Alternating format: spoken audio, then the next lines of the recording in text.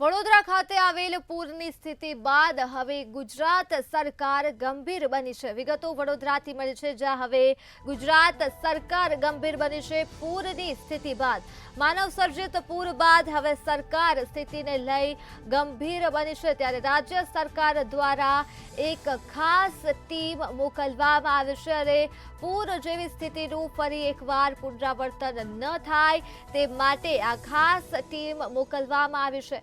પાણીના યોગ્ય વ્યવસ્થાપન માટે આ ટીમ ચર્ચા કરશે। રાજ્ય સરકાર દ્વારા આ ટીમ મોકલવામાં આવી છે, ત્યારે વરસાદી પાણીના વ્યવસ્થાપન માટે ચર્ચા કરવામાં આવશે। ખાસ ટીમ દ્વારા તળાવો તેમજ અન્ય જળ સ્ત્રોતોની પણ સમીક્ષા કરવામાં આવશે અને પાણીના નિકાલની યોગ્ય વ્યવસ્થા થાય તે માટે પણ ચર્ચા કરવામાં આવશે। સરકારે બનાવેલી આ ટીમ વડોદરા મહાનગરપાલિકા ખાતે પહોંચશે અને ચર્ચા બાદ અહેવાલ બનાવી મુખ્યમંત્રીને આ અહેવાલ સુપરત કરવામાં આવશે।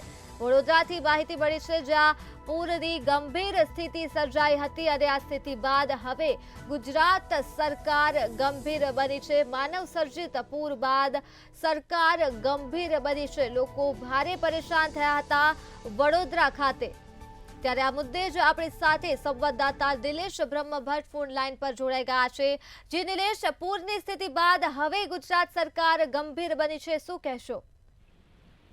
જી, વડોદરામાં માનવ સર્જિત પૂર બાદ ગુજરાત સરકાર ખૂબ જ ગંભીર બની છે। ગુજરાત સરકાર પૂરનું પુનરાવર્તન ના થાય તે માટે એક ખાસ ટીમ હાલ વડોદરા મહાનગરપાલિકા ખાતે મોકલી છે।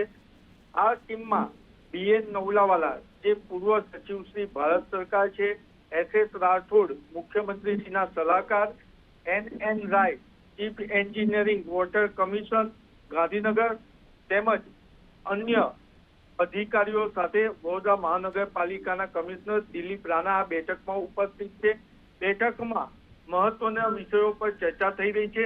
એમાં મુખ્યત્વે વિષય એ છે કે પ્રતાપ સરોવર અને વિશ્વામિત્રી નદીના કેચમેન્ટ વિસ્તારમાંથી આવતા વરસાદી પાણીના યોગ્ય વ્યવસ્થાપન માટે શું કરી શકાય તેની પણ ચર્ચા થઈ રહી છે અને મહાનગરપાલિકા વિસ્તાર અને આસપાસના આવેલા તળાવો તેમજ અન્ય જળ સ્ત્રોતની સમીક્ષા માટે આ મહત્વની બેઠક થઈ રહી છે। ત્યારે મહત્વની બાબત એ છે કે જે રીતના વડોદરા શહેરમાં ભારતીય જનતા પાર્ટીમાં જૂથવાદ છે, સંગઠન અને ચૂંટાયેલા સભાસદો વચ્ચે સંકલન નથી, ત્યારે વડોદરાના મેયર, સ્થાયી સમિતિના અધ્યક્ષ કે ધારાસભ્યો આ મિટિંગમાંથી બાકાત સરકારે રાખ્યા હોય તેમ જણાય છે।